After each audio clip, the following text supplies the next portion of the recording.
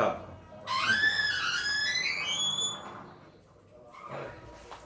Good morning. Be seated Thank and give me your file. Thank you. So, Umakant, Yes, introduce yourself in very brief, right? sir. As you told, my name is Umakant Sharma. I am from Karoli, Rajasthan, which is also known as Damki Rani. I am graduate in mathematics. My highest qualification is B.Ed. I have done my graduation from University of Kota and my B.Ed from University of Rajasthan. I am quite good in mathematics. Sir, my nature is adaptive and I am very frequently to students. So I am here for to be a teacher. So you are from Karoli, right? Yes, sir. तो करौली के बारे में कुछ ऐसी खासियत बताए कि हम सबका मन करे कि वन वन जाए और रुक गए। सर, एक तो करौली में मतलब बहुत ज़्यादा मंदिर हैं, तो उसे छोटी काशी भी कहा जाता है, तो एक धार्मिक आस्था का भी वो विषय बना हुआ है। दूसरा, वहाँ पर हिस्टोरिकल प्लेसेस भी हैं, लाइक तिमनगढ़ का किला है, मंडरायल दुर्ग है। उसके अलावा सर वहाँ पर कुछ प्राकृतिक जगह भी हैं जिन पर हम घूमने जा सकते हैं, जहाँ पर हमें शांति मिलती है, लाइक एक दमोनिया का वाटरफॉल है सर। अच्छा, वहाँ पे एक मेला लगता है। यस सर, कौन सा? शिवरात्रि पशु मेला लगता है सर, जो शिवरात्रि के टाइम पर लगता है माघ माह में, और पशुओं की वहाँ पर खरीद फरोख्त की जाती है। तो आपने मेरा नाम बताया उमाशंकर, राइट? उमाकांत सर। उमाकांत बताया, जी सर। क्या मतलब है सर? सर, उमा का अर्थ होता है पार्वती एंड कांत का मतलब होता है पति, तो दोनों को मिला दिया जाए पार्वती का पति अर्थात महादेव, इसका अर्थ होगा सर। तो क्या आप अपने नाम को मैथमेटिक्स से जोड़ सकते हैं क्या? Yes sir. सर, मेरे नाम में टोटल 7 लेटर होते हैं, जिनमें से एक लेटर है जो 2 बार रिपीट हो रहा है, ए। तो इसको अगर मैं फैक्टोरियल के फॉर्म में लिखना चाहूँ तो परम्यूटेशन एंड कॉम्बिनेशन में लिखना चाहूँ तो मैं इसे 7 फैक्टोरियल अपॉन 2 फैक्टोरियल। अच्छा, 7 का डिविजिबिलिटी रूल क्या है? सॉरी सर, मैं रिकॉल नहीं कर पा रहा हूँ अभी। ओके, ये आपने बताया 7 फैक्टोरियल 2 फैक्टोरियल, ये क्या किस चीज़ को रिप्रेजेंट करता है? सर, ये कॉम्बिनेशन का एक पार्ट होता है क्या सर। चीज़ है ये? सर, ये मतलब रिजल्ट का किस चीज़ को रिप्रेजेंट करेगा? काय का रिजल्ट है ये? सर, मेरे नंबर में जो लेटर्स हैं UMAKANT, इनको इनका एक ऑर्डर होगा, तो उसमें से मतलब ए जो रिपीट हो रहा है, 2 बार रिपीट हो रहा है, तो नहीं, तो फाइनल रिजल्ट जो आ रहा है वो किस चीज़ को रिप्रेजेंट कर रहा है? सर, ये कॉम्बिनेशन को रिप्रेजेंट कर रहा है सर। कॉम्बिनेशन तो प्रोसेस हो गया, यस सर। रिजल्ट क्या निकाल रहे हो आप इससे? ये न्यूमेरिकल वैल्यू जो भी आई वो न्यूमेरिकल वैल्यू क्या है और वो क्या क्या है कर ये? रही है, ये पूछना चाह रहे हैं। सर, मेरे नाम के जो लेटर्स हैं उनसे कितने अलग नंबर्स बनाए जा सकते हैं, वो ये पूछ रहा था। Yes sir. ठीक है। आपके जो लेटर्स हैं, 7 लेटर्स जो आपने बताया, यस सर। इसमें कितनी लाइन ऑफ सिमेट्री बन रही है? लाइन ऑफ सिमेट्री सर, एक तो यू में होगी लाइन ऑफ सिमेट्री, ए में होगी एंड के में होगी। Total sir, my question is how many total number of line of symmetry? Sir 4। अच्छा, तो जब बात सर फैक्टोरियल की हो रही है और बात परम्यूटेशन कॉम्बिनेशन की इन्होंने किया है, तो अभी जैसे कि मोबाइल में OTP आता है, यस सर। आता है ना, मोबाइल में OTP आता है, यस तो इसमें मैथमेटिक्स का कौन सा चैप्टर आपको लग रहा है या प्रिंसिपल यहाँ पे लग रहा है? सर, जो OTP आता है वहाँ पर भी परम्यूटेशन और कॉम्बिनेशन का ही यूज होता है, क्योंकि OTP जो होगा तो उनको रिप्रेजेंट हम कितने तरीके से कर सकते हैं, तो वहाँ पर सर ये चैप्टर ये is there any difference between permutation and combination? Yes sir. Permutation में सर नंबर्स के जो रिपीटेशन होते हैं वो अलाउ नहीं होते हैं, जबकि कॉम्बिनेशन में वो अलाउ होता है सर। और इसका एक फिक्स, जैसे परम्यूटेशन जो होगा उसका एक फिक्स डेफिनेशन हम कह सकते हैं, जबकि कॉम्बिनेशन में सर वो फिक्स तो डेफिनेशन। अभी आपने परमुटेशन ये जो आपने उमाकांत का एग्जांपल दिया तो उसमें तो ये रिपीट है, सर इसीलिए तो ये कॉम्बिनेशन का एग्जांपल है या परमुटेशन का एग्जांपल है? सर कॉम्बिनेशन सॉरी परम्यूटेशन का होगा आपने तो कहा परमुटेशन रिपीटेशन अलाउ नहीं होता है। सर। स्लिप हो गया फिर थोड़ा सा। ठीक है। तो मिस्टर उमाकांत जी, कोई ऐसा टॉपिक बताइए मैथमेटिक्स का जिसमें हम लोग कंफर्ट होकर आपसे बात कर सकें, बताएं। Sir, trigonometry and geometry. Trigonometry में कंफर्ट, हाँ सर, लाइक हम ट्रिग्नोमेट्री में क्वेश्चन। साइन 2a का फार्मूला क्या रहेगा 10 के टर्म्स में? 10 के टर्म्स में सॉरी सर, टेन को हिंदी में क्या बोलते हैं? स्पर्शज्या। स्पर्शज्या, तो स्पर्शज्या का मीनिंग क्या है? सर टेन का मतलब स्पर्शज्या का मतलब होगा जो लाइन जो टच करती हुई जाए, स्पर्श करती हुई जाए। वो तो टेंजेंट हो गई, लाइन टेंजेंट लाइन हो गई। Yes sir. स्पर्शज्या का मीनिंग क्या रहा? जो स्पर्श करे सर, टच करे वो। अच्छा, what is proof? Sir proof is evidence which is use to proof. सबसे पहला जो नॉन प्रूफ था वो किसने दिया था, किन्होंने दिया था? सर नॉन प्रूफ जहाँ तक मैं रिकॉल कर पा रहा हूँ यूक्लिड ने दिया था। यूक्लिड से पहले दिया था किसी ने, थेल्स ने दिया था। बता सकते हैं वो कौन सा प्रूफ था जो उन्होंने दिया था थेल्स ने? सर थेल्स ने एक थ्योरम दी थी जिसे ट्रायंगल्स में यूज किया जाता है। नहीं, उन्होंने कहा था कि एक सर्कल को हम लोग दो भागों में बाइसेक्ट कर सकते हैं। Yes sir. With the help of diameter. Yes sir. ठीक है। और उसके बाद जो उसके स्टूडेंट रहे पाइथागोरस, यस सर। फिर उन्होंने पाइथागोरस थ्योरम दिया, और इन सबको मिला के इसके आगे जो है यूक्लिड आए। उन्होंने तीन चीज दिए, एक तो डेफिनेशंस दिया, एक्सियोम्स दिया एंड पोस्टुलेट्स दिया। तो क्या आप दो डेफिनेशन, दो एक्सियोम्स और दो पोस्टुलेट्स बता सकते हैं? Yes sir. सर उन्होंने जो एक्सियोम्स दिए थे वो एक्सियोम्स थे लाइक एक था पूर्ण अपने भाग से बड़ा होता है। तो इसको मतलब प्रूफ करने की ज़रूरत नहीं थी, क्योंकि हम जैसे कोई भी चीज़ है उसको अगर ब्रेक करेंगे तो उसके दो पार्ट हो जाएंगे, तो वो हमेशा उससे छोटे रहेंगे, जबकि पूर्ण उसका बड़ा होता है। एक सर उन्होंने दिया था कि दो बराबर चीज़ें अगर किसी के बराबर हैं तो दोनों आपस में भी बराबर होंगी। लाइक जैसे एक लाइन ये है, एक लाइन ये है, ये दोनों किसी तीसरी लाइन के बराबर हैं तो फिर ये दोनों आपस में भी बराबर होंगी। ये भी एक चलिए, कोई एक पोस्टुलेट्स बताइए प्रॉपर तरीके से। सर एक पोस्टुलेट उन्होंने दिया था कि दो राइट एंगल हमेशा बराबर होते हैं आपस में। ये इनका एक पोस्टुलेट था। मतलब वो एक दूसरे को ओवरलैप करेंगे, उनका मेजरमेंट जो होगा वो बराबर होता है। What is rational number? Sir rational number is the number that will be represent in form of P upon Q and Okay, suppose if I am telling you that you have to find three rational numbers between 2 and 5, how you will find? Sir इसके दो methods होते हैं। एक तो हम जैसे इन दोनों का मिड पॉइंट निकाल लेंगे और उसके थ्रू हम अलग अलग नंबर्स मिड पॉइंट कैसे निकाल सकते हैं? जैसे 3 and 5 दोनों को ऐड किया एंड 2 से डिवाइड कर देंगे तो इनका मिड पॉइंट आ जाएगा सर। फिर ऐसे ही 3 and 5 का मिड पॉइंट 4 आ जाएगा, तो 3 and 4 का मिड पॉइंट निकाल लेंगे। ऐसे ही फिर उनका मिड पॉइंट निकालेंगे। ऐसे हम कितने भी नंबर्स में फाइंड आउट कर सकते हैं। सर इसका एक दूसरा मेथड और होता है, जैसे हमें 5 नंबर्स फाइंड आउट करने हैं तो 3 and 5 को मैं 6 से और न्यूमरेटर एंड डिनोमिनेटर दोनों जगह मल्टीप्लाई करके फिर वहाँ से भी मैं फाइंड आउट कर सकता हूँ। दोनों पार्ट्स में डिफरेंस क्या रहेगा? दोनों तरीके से निकालेंगे उसमें? सर यहाँ पर जो टीचिंग मेथड यूज होंगे वो दोनों अलग अलग यूज हो रहे हैं। I think synthesis and analysis. अच्छा, दो रेशनल नंबर के बीच का इरेशनल नंबर कैसे फाइंड करेंगे? सर दोनों का डेसिमल एक्सपेंशन निकाल लेंगे पहले, और फिर डेसिमल एक्सपेंशन निकालने के बाद में फिर उनके बीच में हम कोई भी इरेशनल नंबर फाइंड आउट कर सकते हैं सर। इरेशनल नंबर जैसे नॉन रिक्यूरिंग डेसिमल एक्सपेंशन जो होते हैं तो उसको हम लिख सकते हैं sir. What is the value of root 2?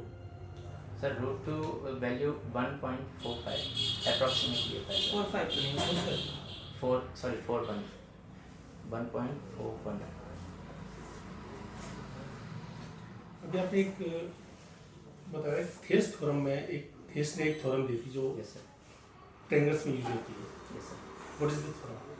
Sir, if we draw a line parallel to the line of a triangle to intersect other two sides at distinct point, then the other two sides divide in the same ratio. This is the Thales theorem. Parallel to a triangle या parallel to a third side? Sir, parallel to one side. इसको एक और नाम से जानते हैं, इस theorem को बता सकते हैं? Sir, त्रिभुजों की समरूपता की आधारभूत प्रमेय के नाम से जानते हैं। इसका BPT theorem, BPT theorem, Yes sir. Basic proportionality theorem. Yes sir. Sir Hindi में इसका एक ये भी नाम होता है तो इसलिए सर। ठीक है उमाकांत जी, आप मुझे बताइए कि what is your philosophy of teaching mathematics? Sir basically mathematics को एक साइंस ऑफ कैलकुलेशन माना जाता है, लेकिन मेरा ऐसा मानना है और NCF NEP वगैरह में भी ये चीज़ कही गई है कि मैथमेटिक्स केवल साइंस ऑफ कैलकुलेशन नहीं है। ये बच्चे की सोच का तार्किकीकरण करना, उसको विजुअलाइज करवाना मैथमेटिक्स का, ये उसकी फिलॉसफी होनी चाहिए सर। तो आप जानते हैं एनईपी के बारे में? हाँ सर। क्या जानते हैं? सर इससे पहले जो नेशनल एजुकेशन पॉलिसी आई थी 1986 में, उसमें सर कुछ कमियां थी, तो उन कमियों को रिप्लेस करने के लिए, उन कमियों को दूर करने के लिए ये एनईपी 2020 लाई तो गई आप थी इसको सर। परफेक्ट मानते हैं? सर जैसे कि ये श्रीमान कस्तूरंगन की अध्यक्षता में बनाई गई है और जो इसरो के महान साइंटिस्ट थे, तो उन्होंने पूरी सतर्कता से, उनकी पूरी कमेटी ने पूरी सतर्कता से इसको बनाया गया है, लेकिन फिर भी नो वन इज परफेक्ट। सो हो सकता है कि इसमें कुछ कमी हो, लेकिन सर वो ये इम्प्लीमेंट इसका जब किया जाएगा तब उसके आउटकम्स क्या क्या है होंगे? इसका 5+ क्या है बताइए आगे करनी सर 5+3+3+4। ठीक है। तो सर आई थिंक कोई टॉपिक ले होंगे और इनको बोले कुछ पढ़ाने के लिए। कौन सा टॉपिक में आप कंफर्टेबल हैं? सर मैं ज्योमेट्री का सर्कल पढ़ा सकता हूँ। सर्कल्स। सर्कल सर्कल सर एक क्लास डिफाइन कर देंगे हम लोग 8th क्लास को डिफाइन करें। 8th क्लास नहीं, 9th चलिए 9th में पढ़ाइए ना। Okay 9th and 10th। 9th 9th चलिए तो 9th को आप हाँ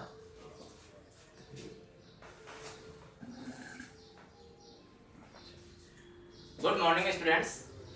How are you all? Very good. So students, कोई मुझे टाइम बता सकता है क्या हुआ है? ओके 11:30 हो चुके हैं। Very good. बेटा मुझे एक चीज बताओ, आपने कैसे पता लगाया टाइम का? वॉच में देख के? ठीक है। कितने तरह की वॉच है बेटा तुम्हारे पास? 2 तरह की। अच्छा, एक तो डिजिटल वॉच है, एक वो निडल वाली वॉच है। ठीक है। अब बेटा डिजिटल को थोड़ी देर के लिए हम साइड में रख देंगे और जो निडल वाली वॉच है उसको थोड़ा सा ध्यान से देखो आप। उसमें जो निडल घूम रही है वो एक शेप बना रही है। जरा मुझे बताओ तो कौन सी शेप है? सर्कल। Very good. ठीक है बच्चों, तो आज हम सर्कल के बारे में ही थोड़ा सा विस्तार से पढ़ेंगे। तो बेटा आज का टॉपिक क्या होगा हमारा? सर्कल।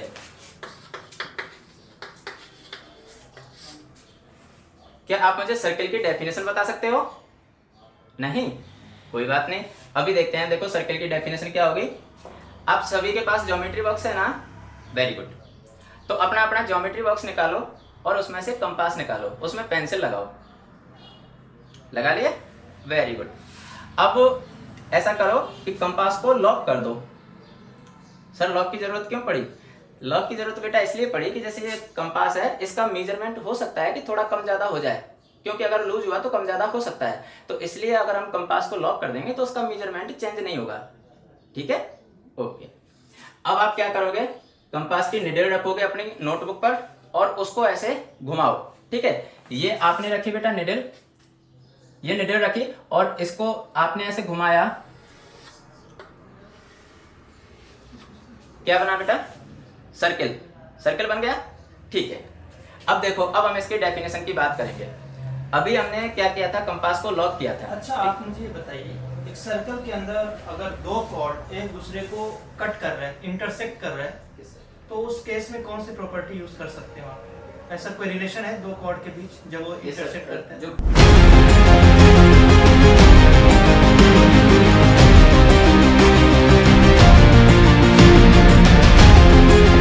पॉइंट ऑफ इंटरसेक्शन होगा वहां से सर्कल तक की आप ड्रॉ करके बताइए एक बार। Yes sir. जैसे ये 2 कॉर्ड हैं A एंड B, ये P एंड Q। अगर ये दोनों O पर इंटरसेक्ट कर रहे हैं तो यहाँ पर PO.OQ इक्वल्स टू AO.OB, यानी इन दोनों का मल्टीप्लिकेशन बराबर होगा सर।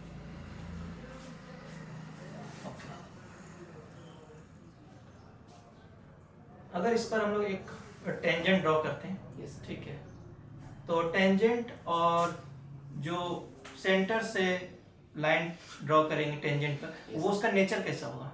सर वो दोनों आपस में परपेंडिकुलर होंगे, क्योंकि जो सेंटर से लाइन ड्रॉ करेंगे वो रेडियस होगी और रेडियस हमेशा टेंजेंट पर परपेंडिकुलर होती है, तो दोनों आपस में परपेंडिकुलर होंगे। किसी भी external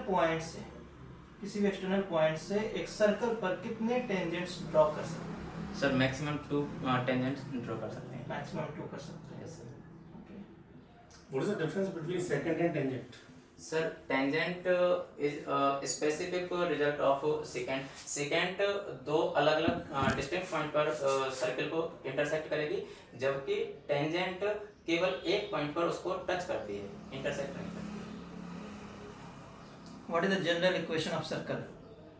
sir general equation of circle is x minus H का whole square plus y minus k का whole square equals to are square, या इसको a स्क्वायर भी लिख सकते तो सेंटर रेडियस फॉर्म होगी, जनरल फॉर्म पूछा है। हैं। सर इसको जब हम ओपन करेंगे तो जनरल फॉर्म में क्या लिखते हैं? General general equation. Sir general में एच एंड के इन दोनों को सेंटर को ओरिजिन मान लिया जाएगा, तो इन दोनों की वैल्यू 0 हो जाएगी, तो फिर x square plus y square equals to are square. ये जनरल इक्वेशन सर फिर मैं रिकॉलिंग करता हूँ। है। x square plus y square plus 2gx plus 2y plus c। Quadratic equation का आपको जो है ग्राफ ड्रॉ करना है, कर सकते हैं? हाँ सर, उसका पैराबोला टाइप का ग्राफ है। पैराबोला टाइप एक ग्राफ ड्रॉ कीजिए आप, मैं बताता हूँ।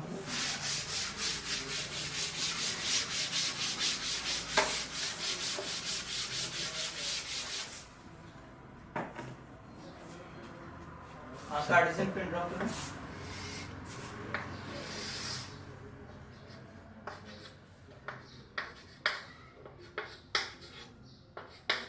आपको फोर्थ क्वाड्रेंट में एक पैराबोला ड्रॉ करना है, फोर्थ क्वाड्रेंट में without touching x axis.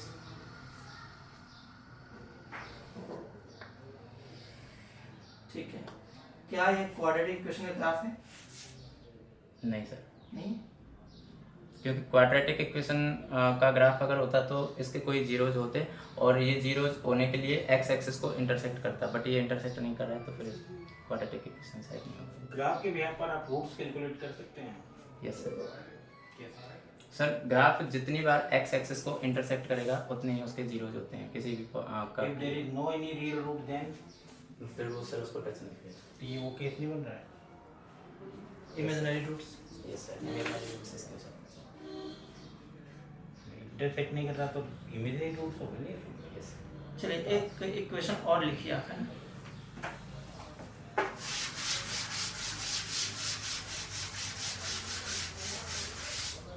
To x plus 3y, 2x plus 3y is equal to 5. Okay. You tell me there how many solutions in this equation? Sir इसमें तो मैंने solution हो जाएंगे, x और Y की हम कोई भी वैल्यू रख सकते हैं इसमें, तो क्योंकि इसमें दो वेरिएबल हैं तो अकेले इक्वेशन से हम इसको सॉल्व नहीं कर सकते, इसके लिए हमें मिनिमम 2 इक्वेशन चाहिए होंगी पर्टिकुलर कोई स्पेशल केस के लिए। 2 इक्वेशंस या more than 2 values? Sir more than 2 equations I 2 think. Values और equations. Sir This is the value तो सर इसके कोई पर्टिकुलर केस होगा, वो उसको side This is the equation. This is the 2x Yes. plus 3y equal to. Yes sir. What is this? 5। This is the equation. Yes sir. And values. What is the difference between values and equation? Sir, equation is the form of variable, constant and mathematical operations. But values is a fixed point that contains on it that contains an equation. एक equation की किसी variable पर कोई fixed value होती है। Okay, I think sit.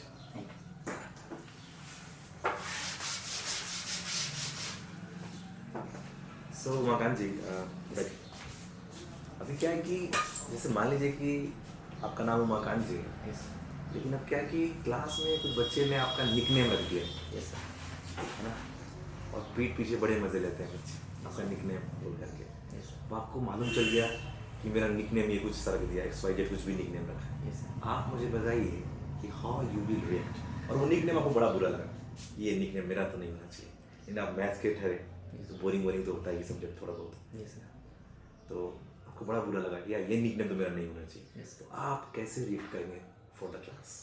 Sir एक तो क्योंकि मेरा प्रोफेशन टीचर होगा, और एक टीचर की क्वालिटी होती है सर कि उसे काम होना चाहिए, उसे कूल होना चाहिए, तो सर मैं उस पर कोई रिएक्ट नहीं करूँगा, और इवन मैं दूसरी क्लास में जाके और बच्चों को बोलूँगा कि देखो उस क्लास के बच्चों ने मेरा कितना यूनिक नेम रखा है, मेरा कितना प्यारा नेम रखा है, तो उससे सर वो बच्चे शायद गिल्टी फील करेंगे या फिर मोटिवेट भी हो सकते हैं सर। ये बच्चे की प्रकृति के ऊपर डिपेंड करेगा, और फिर बाद में अगर उनको रियलाइज़ होगा तो वो मुझे बोलना छोड़ सकते हैं, अदरवाइज मैं उन्हें इग्नोर कर सकता हूँ। अच्छा, और जितने भी टीचर्स हैं और आप में ऐसी कौन सी क्वालिटी है जो आपको लगता है कि I am a deserving candidate for this job?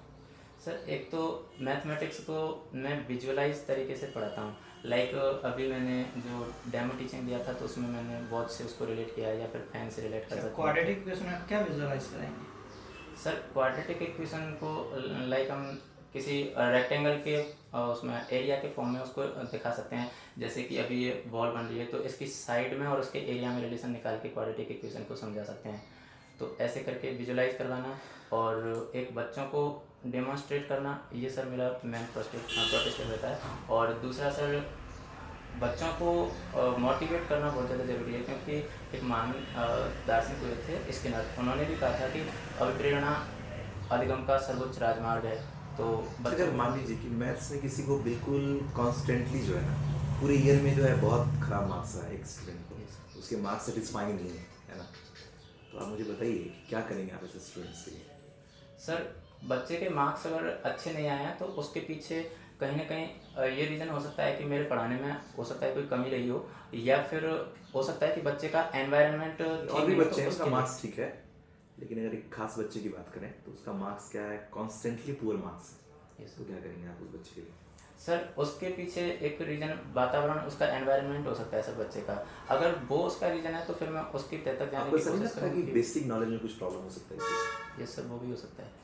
हो सकता है ना, बेसिक नॉलेज में प्रॉब्लम। यस सर, अगर उसकी बेसिक नॉलेज में सर प्रॉब्लम है तो फिर हम उसको पर्सनली इंडक्टिव मेथड वगैरह या कोई प्लेवे मेथड से उसको समझा के और उसके basic concept I don't think कि सर 8 9 10th में कोई प्लेवे मेथड काम करेगा, ऐसा लगता है सर जहाँ तक 8 9 में आप क्या सोचते हो बच्चे को, आप उसकी मैथमेटिक्स स्ट्रांग होने के लिए क्या जरूरत है उसको, कि मतलब क्या उसको फाउंडेशन होनी चाहिए या क्या एक्स्ट्रा क्लास लेकर के किस तरह से आप उसको और बच्चों के साथ मिला सकते हैं? नहीं, जनरली तो ये होता है कि सभी बच्चों के लिए जनरली डिडक्टिव मेथड काम में लिया जाता है। बट अगर किसी का बेस कमज़ोर है तो उसके लिए फिर हम इंडक्टिव मेथड यूज़ करके या फिर वो मेथड यूज़ करके जिसमें बच्चा कंफर्टेबल है उसके थ्रू फिर हम उसको शामिल और बच्चों के लेवल तक ला सकते हैं। मैथमेटिक्स में किसको आइडियल मानते हैं? सर मेरे आइडियल वैसे तो मेरे एक टीचर रहे थे सर, 7th और 8th क्लास में रहे थे, उनको मैं अपना आइडियल मानता हूँ। क्या ऐसी चीज़ है उनकी जो आपको मोटिवेट करती है? सर छोटी क्लासों में मैं भी सर मैथ्स से बहुत ज़्यादा डरता था और मेरी मैथ्स बहुत वीक थी सर। फिर जब वो सर मुझे मिले थे, उनका नाम श्री रेखाराम जाट था, तो वो जब मुझे मिले उन्होंने मुझे मोटिवेट किया और बड़े प्यार से मुझे मैथमेटिक्स समझाया। उनका सर पढ़ाने का तरीका वो यूनिक था कि बाद में जाके 10th पास आउट होने के बाद में मुझे 1% ये सोचना नहीं पड़ा कि मैं कौन सी सब्जेक्ट लूँ, और फिर मैंने मैथमेटिक्स को चूज अच्छा, किया। यहाँ पर बेसिक मैथ्स और स्टैंडर्ड मैथ्स में क्या डिफरेंस है? सर बेसिक मैथ्स तो वो होगी जो बच्चे न्यूमेरेसी वगैरह उसको समझ सकें और डेली लाइफ में जिनका ज़्यादातर यूज होता है। लाइक हम कोई सामान परचेज वगैरह करने गए तो वहाँ पर जो प्लस माइनस वगैरह ये जो यूज होगा वो सर बेसिक मैथ होगी। लेकिन स्टैंडर्ड मैथमेटिक्स वो होगी सर जो हायर एजुकेशन में काम आए या फिर जो जैसे कंस्ट्रक्शन वगैरह इनमें सर जो के काम क्वेश्चन को मैं थोड़ा सा आगे बढ़ाता हूँ। आप मुझे बताइए कि what do you mean by applied mathematics? क्या समझते हैं आप applied mathematics? Sir applied mathematics से मीन होगा जो जैसे डेली लाइफ में जो इंडिविजुअली काम आए वो अप्लाइड मैथमेटिक्स कहलाएगी सर। जैसे इंजीनियर वगैरह ये कंस्ट्रक्शन करते हैं, ब्रिज वगैरह बनाते हैं, तो उसमें सर हमें ऐसे दिखता नहीं है कि यहाँ पर ट्रिग्नोमेट्री यूज हो रही है, बट वहाँ पर सर मान लीजिए कि मैं एक स्टूडेंट हूँ मैथमेटिक्स का और मैं बहुत ही पुअर स्टूडेंट हूँ, मेरे मार्क्स अच्छे नहीं हैं, और अभी आपने कहा कि मैं आप पढ़ा सकता हूँ विजुअलाइजेशन मेथड से, विजुअलाइज करा सकता हूँ बच्चों को। तो मान लीजिए कि आप जब ट्रिग्नोमेट्री पढ़ा रहे हैं तो मुझे कॉस्ट क्या समझ में नहीं आ रहा, यस सर। आप मुझे कैसे इसको विजुअलाइज कराएंगे? सर कॉस का जो ग्राफ होगा वो ग्राफ सर ऑसिलेट करता है, कॉस का ग्राफ। तो मैं यहाँ पर कोई एग्जांपल लेके लाइक ये वॉच है और इस वॉच का जो पेंडुलम है वो ऐसे घूम रहा है, या फिर दूसरा तरीका सर हम बच्चे सभी मतलब झूला झूलते हैं तो वो झूला भी सर उसका एक एग्जाम्पल हो जाएगा कॉस के ग्राफ का। ठीक है, तो आई थिंक सर मैं कोई क्वेश्चन अगर आप लेना चाहें। ये क्वेश्चन जी। आपने जब टीचिंग स्टार्ट की, पढ़ाना स्टार्ट किया, तो बोर्ड पर जाने के बाद टीचर का सबसे पहला वर्क क्या होता है? सर बोर्ड पर जाने के बाद में जनरली तो होता ही है कि हमें बोर्ड की एंट्री फिल करनी होती है और बच्चों को सर वहाँ पर हमें जैसे डेट डालनी है, नंबर ऑफ स्टूडेंट टोटल कितने हैं स्कूल में, सॉरी क्लास में, और प्रेजेंट कितने हैं। उसके बाद में सर जब हम स्टार्ट करेंगे तो बच्चों के प्रीवियस नॉलेज से कनेक्ट करते हुए फिर हम टॉपिक लिखेंगे, उसके बाद में सर सब टॉपिक लिखते हैं। लेकिन आज ऐसा नहीं। सर बिकॉज ये मेरी टीचिंग डेमो थी तो फिर इसलिए मैंने ये चीज़ें अवॉइड की थी सर। चलिए, तो उमाकांत जी थोड़ा सा फीडबैक के पे आपकी बात कर लें हम लोग, Yes, है ना, आपकी फीडबैक को लेके। तो उमाकांत जी, जो आपका मुझे पॉजिटिव पॉइंट लगा ना, वो लगा आपका नॉलेज। एग्री है सर? नॉलेज अच्छा लगा। और जो सेकंड अप्रोच मुझे अच्छा लगा कि पैनल के ऐसे क्वेश्चंस को आपने बहुत तरीके से डील किया, ये मुझे अच्छा लगा। बहुत अच्छे अच्छे क्वेश्चन सर ने आपसे पूछे और आपने लगभग अप्रोचेबल उसका आंसर्स दिया, ये हमें अच्छा लगा।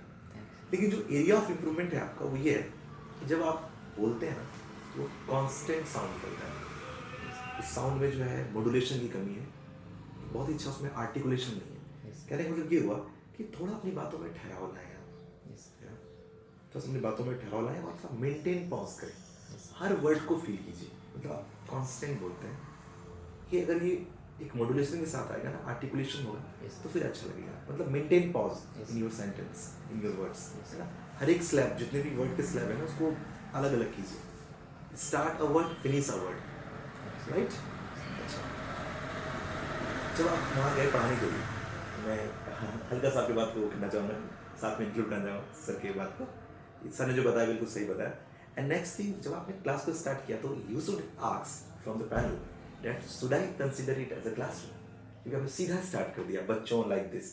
आपको जो है पहले पैनल से पूछना चाहिए कि क्या मैं इसको क्लासरूम मान सकता हूँ, बिकॉज यू स्टार्टेड, आपने स्टार्ट कर दिया तो हम इसी को कैसे मान लें।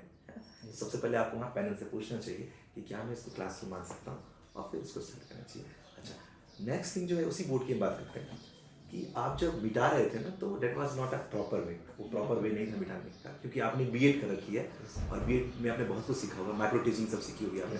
तो जो बोर्ड को मिटाते हैं, this is not like this, no, should rub like this, right. तो ये चीज़ है। और थोड़ा फ्लो पे काम कीजिए, जो आप बातें करते हैं ना उसको थोड़ा सा कभी कभी अटकने लगते हैं आप, तो मेंटेन फ्लो मेंटेन कीजिए। और सर अगर आप लोग कुछ ऐड करना चाहें। तो आपका टीजीटी मैथ्स है ना, तो आपका जो थोड़ा सा एरिया होना चाहिए 11-12 के मैथ्स को भी थोड़ा सा देखिए, और जो बेसिक ग्रेजुएशन के जो मैथ्स है तो उस पर भी थोड़ा सा फोकस है। बाकी आपका up to class 10 it is okay. एक आध टॉपिक हाई लेवल मैथ्स है ना, उसको प्रिपेयर करो। एक आध टॉपिक तो होना चाहिए। जैसे ठीक है, मेरे दिमाग में आ रहा था कि भाई आपने टीजीटी में ग्रेजुएशन किया है, तो उसमें से कौन सा पार्ट में पूछने वाला था, ठीक है ना। तो जैसे मान लीजिए पूछ लेते हैं कि भाई इतने टॉपिक में कोई तो टॉपिक होगा जो होगा प्रिपेयर, तो उसमें से एक आध दो टॉपिक ग्रेजुएशन लेवल वाले जो है वो प्रिपेयर कीजिए।